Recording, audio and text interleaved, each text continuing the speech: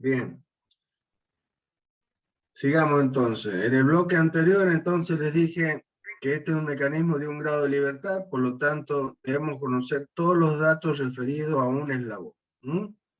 Y eso es, por eso les dije que en los problemas, como los problemas que vamos a resolver siempre van a ser de un grado de libertad, siempre vamos a tener todos los datos referidos a un eslabón, que va a ser el eslabón de entrada. Entonces, conocido omega 2, ¿sí? La búsqueda nuestra será encontrar el omega 3, la velocidad angular de la barra 3, y la velocidad de la barra 4, omega 4. Y las velocidades lineales de los puntos de articulación, que son el punto A, entre la manivela de entrada y el acoplador, el punto B, entre el acoplador y el balancín de salida, y un punto C cualquiera del eslabón acoplador, cualquiera. Este eslabón puede ser un punto de acoplador, como ya les dije que podemos tener, o puede ser el mismo centro de gravedad de este cuerpo, ¿sí? Este cuerpo también va a tener un centro de gravedad, y este cuerpo 2 también va a tener un centro de gravedad. Lo cual es importante encontrar tanto las velocidades como las aceleraciones de esos puntos, porque después cuando se define la parte cinemática, o sea, el análisis cinemático, dinámico, perdón, necesitamos de esos puntos, de las aceleraciones, de las velocidades y aceleraciones de esos puntos. Bien, entonces vuelvo a repetir, este punto C podría representar un punto cualquiera de acoplador o el centro de gravedad de este cuerpo, el cual necesito saber su velocidad y su aceleración, sobre todo su aceleración. Bien. ¿Por dónde vamos a comenzar? Estábamos diciendo, y vamos a comenzar por el elemento del mecanismo del cual conozco algo. ¿Cuál es ese? El eslabón de entrada 2. Sé su velocidad angular. Entonces, ¿qué voy a determinar? La velocidad del punto A, porque esta velocidad de este punto me va a servir para continuar el análisis. Entonces, la primer búsqueda va a ser la velocidad de la articulación A del mecanismo. Lo que les estaba diciendo es que vamos a aplicar los conceptos del método del movimiento relativo, que se basa en el teorema de Chasle y que me da la ecuación de diferencia de velocidad. Y que dice que, y que va a ser, y que necesitamos el uso de dos sistemas, uno absoluto y uno relativo. El absoluto, o fijo o inercial, es el sistema de referencia que va a estar colocado en lo que para nosotros es el bastidor, o sea, el elemento fijo del mecanismo. Es decir, el eslabón que tiene restringido todos sus grados de libertad y es parte del sistema de referencia. ¿Sí? Entonces, como ven acá, el sistema absoluto lo hemos colocado en el origen, en el punto de articulación del eslabón 2. ¿Sí? El eje X coincide con la línea de centros en este caso. O sea, la línea que pasa por los dos centros y que definen al bastidor, los centros respecto de los cuales rotan los dos eslabones, tanto el balancín, tanto la manivela como el balancín de salida.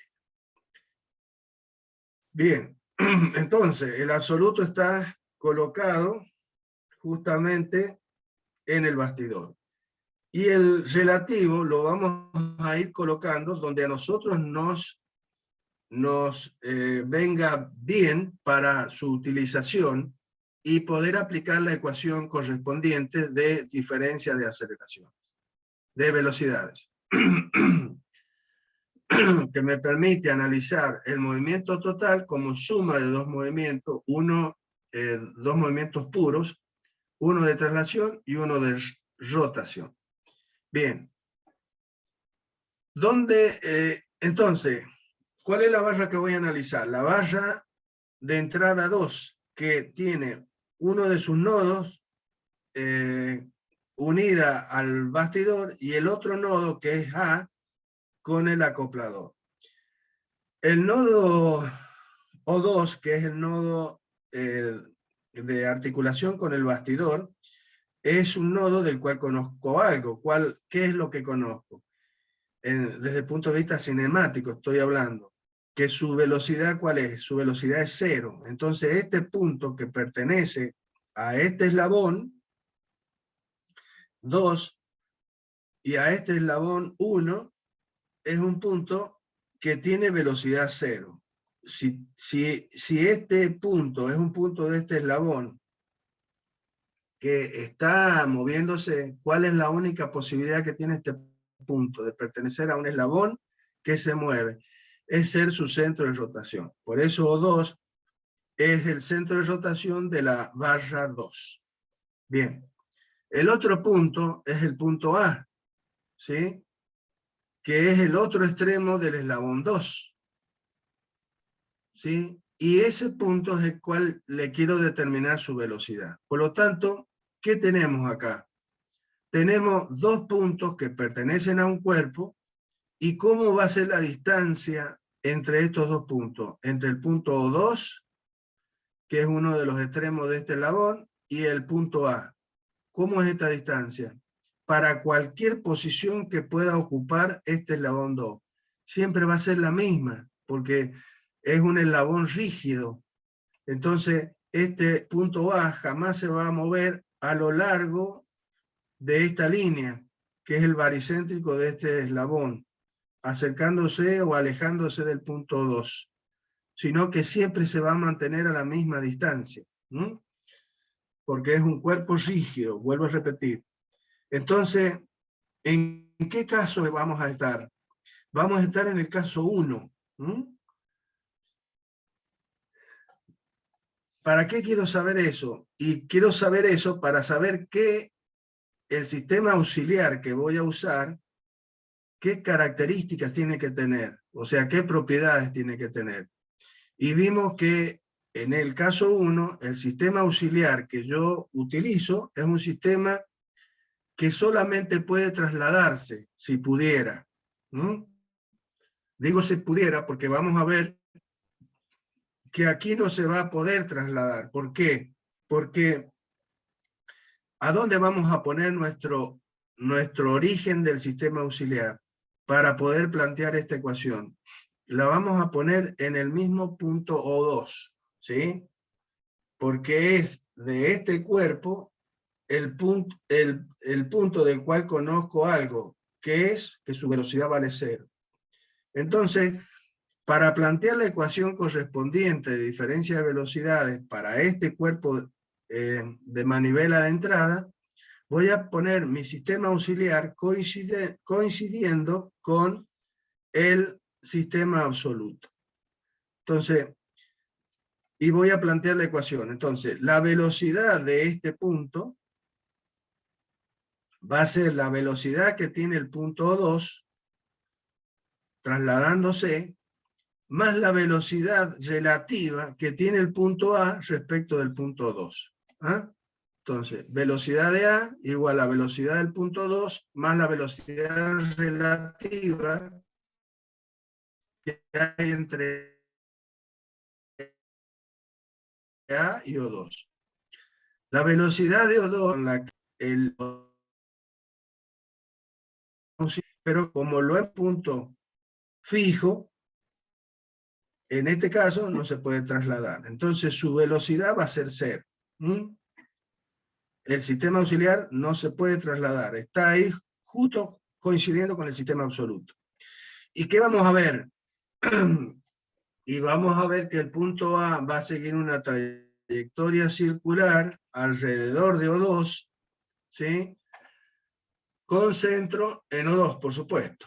y va a ser una velocidad lineal debida a la rotación, ¿sí?, del eslabón 2. O sea que A sigue una trayectoria circular debido a la rotación del eslabón 2. Y es la única parte del movimiento total de rototraslación que va a existir. O sea, vamos a tener que el movimiento general va a estar definido solamente por la rotación. ¿Por qué? Porque la traslación vale 0. Y va a estar definida por la ecuación correspondiente, que es el omega de la barra por el radio correspondiente. O sea, la distancia que separa el punto en cuestión que estoy analizando del centro de rotación, RAO2, que, como vemos, es la longitud de la barra. El radio vector, el radio de la trayectoria que sigue el punto A en esa circunferencia es básicamente el eslabón, la longitud del eslabón.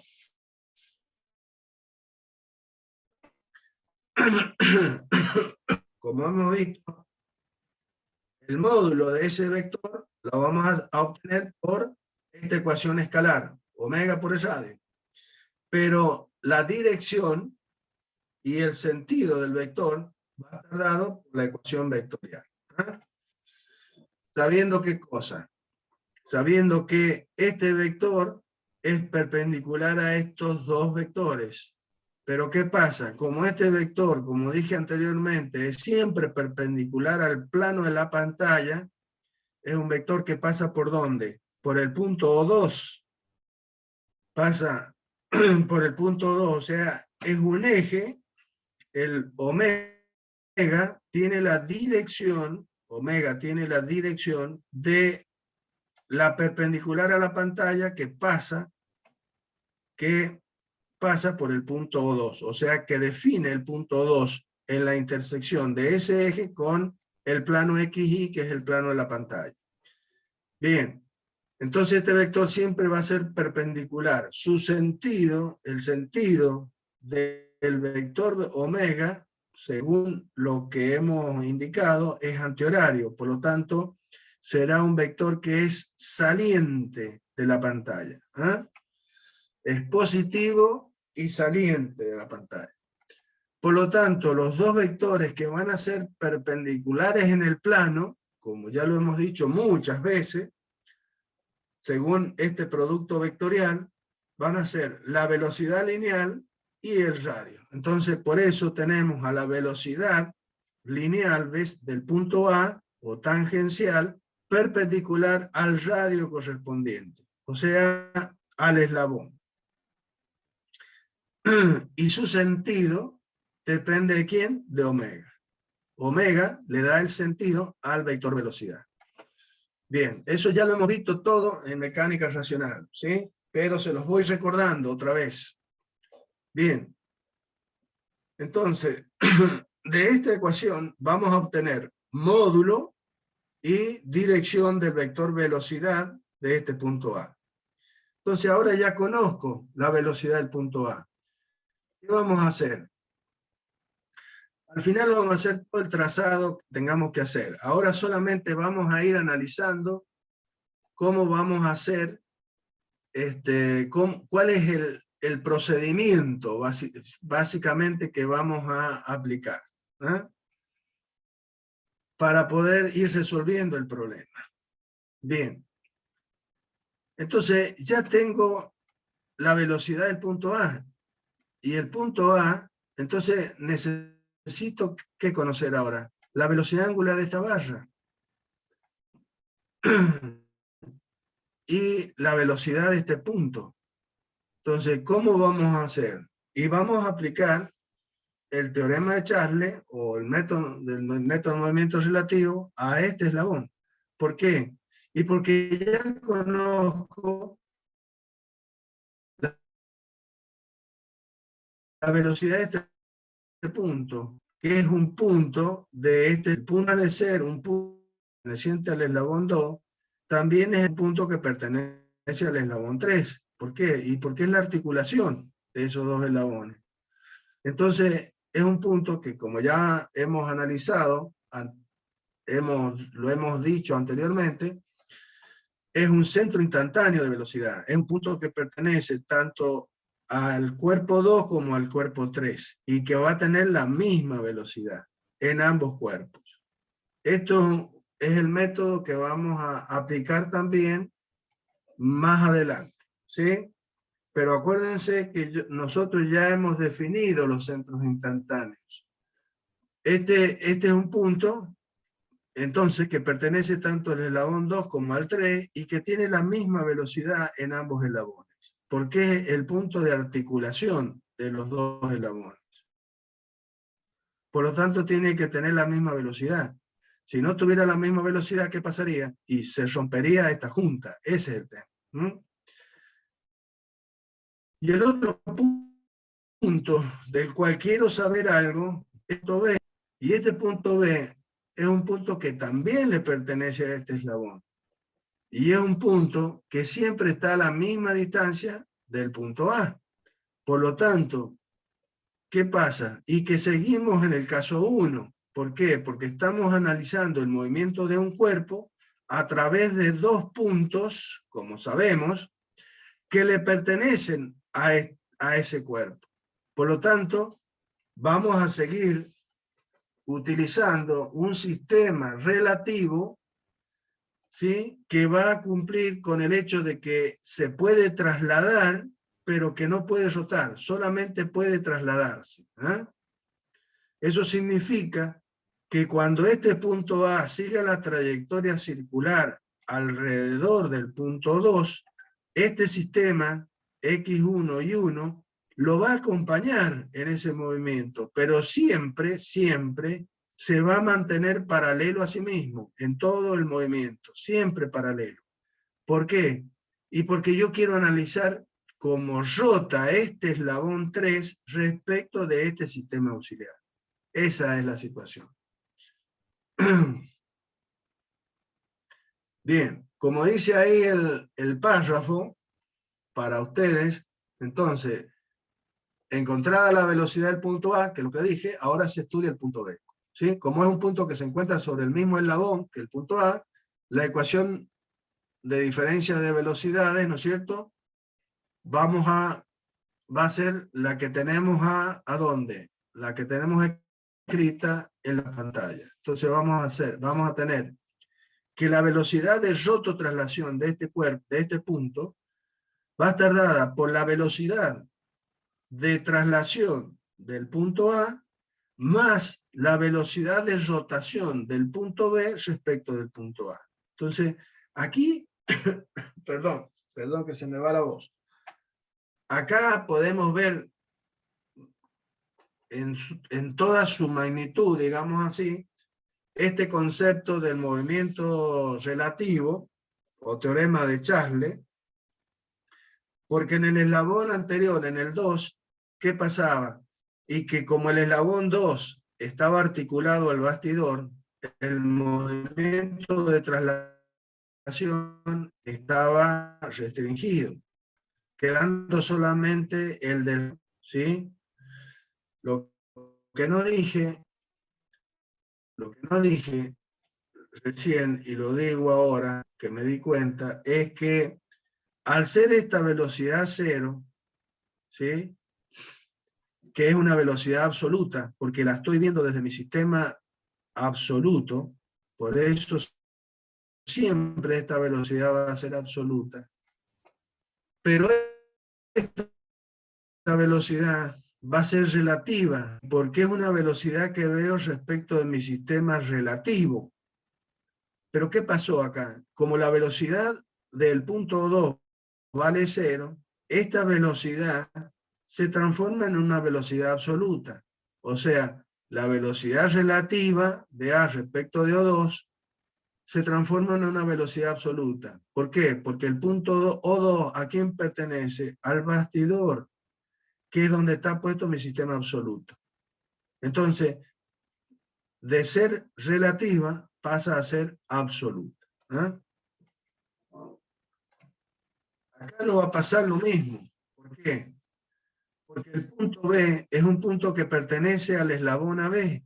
Y el eslabón AB no es un eslabón que está unido al bastidor, sino es un punto que, que le pertenece a un eslabón flotante. Es decir, un eslabón que está unido a dos eslabones que se están moviendo. Por lo tanto, el eslabón 3 es un eslabón flotante. Entonces, el punto A, que es uno de los extremos, va a moverse ahora. Se va a mover siguiendo una trayectoria curvilínea, o sea, va a ser una traslación curvilínea el punto A alrededor del punto 2 debido a la rotación del eslabón 2. Mi sistema X1 y 1 o XY minúsculo, como lo hemos puesto aquí, que es el sistema auxiliar, va a acompañar al punto A en su movimiento. Hemos hecho coincidir el origen del sistema auxiliar con el punto A para poder plantear esta ecuación. La ecuación de diferencia de velocidad. Entonces, de poder analizar cómo se mueve el punto B respecto de mi sistema absoluto. La velocidad de B es la velocidad de este punto, vista de dónde, desde el origen del sistema absoluto o fijo. Esa es la velocidad de B. Es la que ve un observador en el origen del sistema, es que ve ese mismo observador, pero del punto A, siguiendo esa trayectoria. B respecto de A es la velocidad que ve un observador en el origen del sistema auxiliar, o sea, en el punto A, ve qué le pasa al punto B, pero visto desde el punto A. El observador puesto en el origen del sistema auxiliar, ¿qué es lo que ve? Y ve que este cuerpo solamente rota respecto de mi sistema auxiliar. Este punto B sigue una trayectoria circular alrededor del punto A. Eso es lo que ve y eso es lo que representa este término. El observador puesto en el sistema absoluto ve la combinación de los dos movimientos. Ve, por un lado, que el punto A se traslada más que el punto B rota respecto al punto A. Él ve la combinación de los dos movimientos, que es el movimiento de rototraslación de este punto, visto de dónde, de mi sistema absoluto. Eso es lo que dice esta ecuación. Entonces, hemos partido en el movimiento total en dos movimientos simples. Por un lado, la traslación curvilínea del punto A, que he tomado como punto de referencia, más la rotación pura del punto B respecto de ese punto tomado como punto de referencia donde hemos puesto nuestro sistema auxiliar. Bien.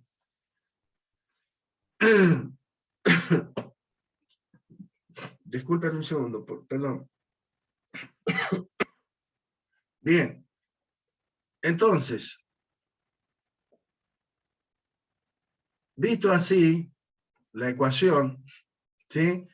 Esto quiere decir que este punto B, mirado desde el sistema absoluto, se mueve como se mueve el punto A, trasladándose, más como se mueve B respecto del punto A, rotando, debido a la rotación del eslabón 3. Eso es lo que quiere decir esto. Entonces, ¿qué tenemos que analizar? ¿Qué conozco de cada uno de estos vectores? Porque esta es una ecuación vectorial.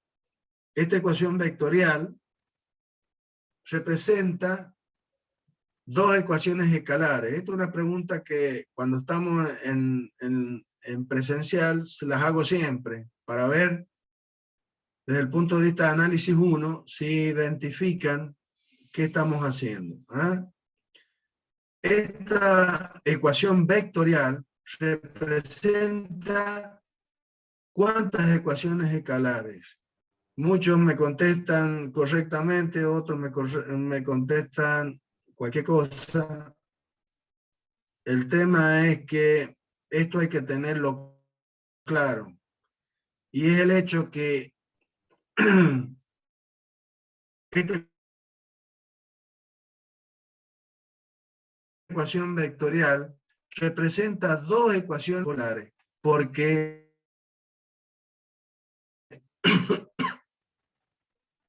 estamos trabajando en plano X. Cada vector, este vector B sub A, acá ¿cuántas proyecciones tiene? Tiene dos nada más. Tiene proyección sobre el eje X y tiene proyección sobre el eje Y.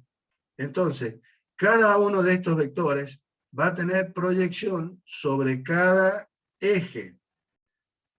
Por lo tanto, podemos hacer dos ecuaciones escalares, que son las proyecciones de todos los vectores sobre el eje X y la proyección de todos los vectores sobre el eje Y. Eso me da las ecuaciones correspondientes, las ecuaciones escalares correspondientes. Por lo tanto, esta ecuación vectorial representa un sistema de dos ecuaciones.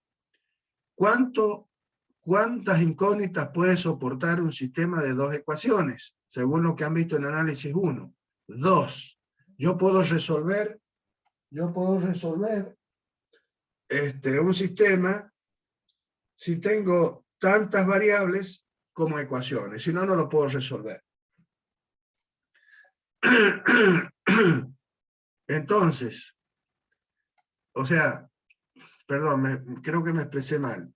Yo tengo que tener variables desconocidas, quise decir. Tantas variables desconocidas como ecuaciones, porque si no, no lo puedo resolver. Entonces, un vector, ustedes saben que un vector, ¿cuántos atributos tiene? Según álgebra, tiene 4 atributos. Esos atributos son el punto de aplicación, la dirección, el módulo y el sentido. Esos son los 4 atributos que tiene cualquier vector. Velocidad de B, velocidad de A, velocidad de B respecto de A. Cualquiera de estos vectores tiene esos atributos. De los 4 atributos, ya vamos a ver que de uno de estos vectores necesito conocer todos los atributos, pero de los otros necesito conocer al menos uno. Los más importantes van a ser siempre el módulo y la dirección, o conocer el módulo o conocer la dirección. El punto de aplicación y el sentido del vector, de los vectores que son desconocidos, ya van a ver que van a surgir del trazado, o del análisis. Entonces, si esta es una ecuación que tiene 3 vectores, yo tengo al menos 6 incógnitas en esta ecuación vectorial, porque son módulo y dirección de este vector, módulo y dirección de este vector, módulo y dirección de este vector. O sea, tengo al menos 6 incógnitas. Pero ¿cuántas puedo tener como máximo? Puedo tener 2 nada más. Es decir, que debo conocer al menos 4. 4 variables que tienen que ser conocidas para poder resolver las otras 2 desconocidas. Entonces, analicemos a cada uno de estos vectores. La velocidad del punto A es un vector que yo conozco completamente porque ya lo calculé.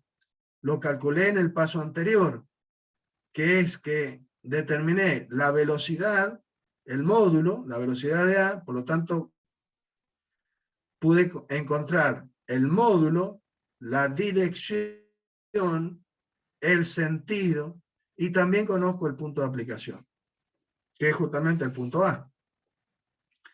Entonces, de este vector conozco todo. Vamos a este vector, velocidad relativa de A, de B respecto de A. ¿Qué representa este término?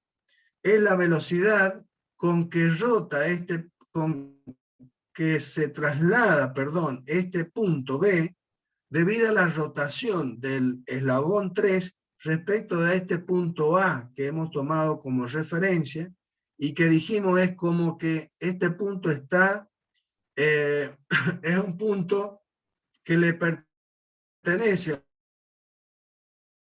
al bastidor. O sea, nuevamente estamos rompiendo esta junta, ¿sí? Y estamos haciendo este punto como parte del sistema absoluto. Entonces, ¿qué está haciendo este cuerpo? Y está rotando puramente alrededor del punto A. Eso representa esta ecuación, este término. Entonces, si este punto sigue una trayectoria circular debido a la rotación de este eslabón, ¿sí? Esa trayectoria, como estoy diciendo, es circular alrededor del punto A, y como el punto A es un punto conocido, entonces yo puedo definir este radio, que es el mismo eslabón. O sea, la distancia que separa a estos dos puntos A y B, que es el mismo eslabón, y es el radio vector RB de A, el vector relativo que define la posición del punto B respecto al punto A, que es el origen de mi sistema relativo. Entonces, sabemos que esa velocidad relativa de B respecto de A va a ser una velocidad lineal tangente a la trayectoria que sigue el punto B y por lo tanto perpendicular al radio correspondiente, que en este caso es el mismo eslabón esquemático que une al punto A con el punto B. Bien, por eso hemos trazado esta línea acá, la línea BB, que es una línea que es perpendicular al eslabón AB. ¿Por qué? Y porque es lo único que conozco. Porque el módulo de este vector no lo puedo conocer, porque ¿de quién depende este vector? Va a valer omega,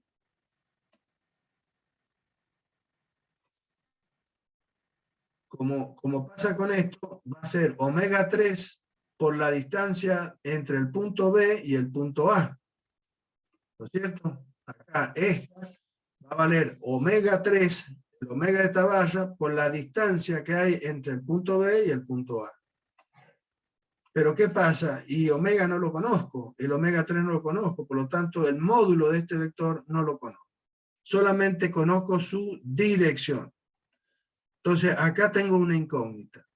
Y la velocidad absoluta de B, es decir, esta velocidad es la velocidad de este punto vista por un observador puesto en el origen del sistema absoluto. ¿Se imaginan ustedes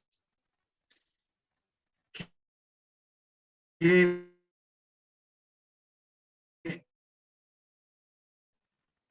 esta persona no puede ver cómo se... no puede imaginarse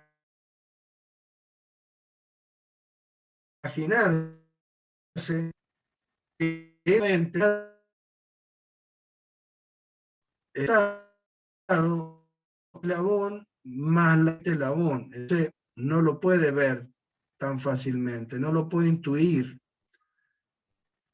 Por lo tanto, no conocemos ni módulo ni dirección de este vector. Por lo tanto, aquí vamos a tener dos incógnitas, más una incógnita acá, son tres incógnitas.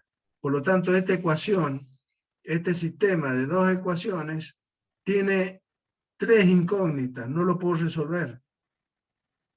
¿Cómo lo voy a resolver? Y si planteo una nueva ecuación, para igualar el número de incógnitas al número de ecuaciones, según lo que habíamos visto en análisis 1. ¿Sí? Eso nos va a obligar a plantear una nueva ecuación, de ver al punto B ahora, pero desde otro lugar, para que eso me permita de alguna manera ver ¿qué movimiento tiene el punto B? Y bueno, como no podía ser de otra manera, como el punto B también pertenece al balancín de salida, ¿sí? Entonces, por un lado, un extremo del balancín es el punto B. ¿Y el otro extremo cuál es? Es el punto pivote O4, pivote fijo O4. ¿Por qué? Porque el balancín está unido al bastidor. Entonces, ¿qué nos permite intuir ya desde este momento? Y que el punto B, mirado desde mi sistema absoluto, ¿sí?, se va a mover siguiendo una trayectoria circular con centro en el punto O4. Entonces, esto me va a resolver mi problema, ¿m?, en relación con una de las incógnitas de este vector, ¿sí? Entonces, la ecuación que vamos a plantear ahora es ver cómo se mueve el punto B desde el punto O4. Mi sistema auxiliar absoluto siempre está puesto en el bastidor. Entonces yo podría traer este punto, si ustedes quieren, es lo mismo, para que les resulte más simple. El sistema absoluto está colocado acá en el punto 4. Y para plantear la nueva ecuación de diferencia de velocidades, ahora para ver al punto B, pero desde O4, voy a poner mi sistema auxiliar en el origen O4, así como lo hicimos con el eslabón 2. Entonces voy a poner el sistema auxiliar en el origen, en el punto O4, para determinar, o para plantear la ecuación correspondiente. Entonces, colocado el sistema auxiliar en O4, voy a plantear la ecuación correspondiente. Voy a decir, la velocidad de este punto es la velocidad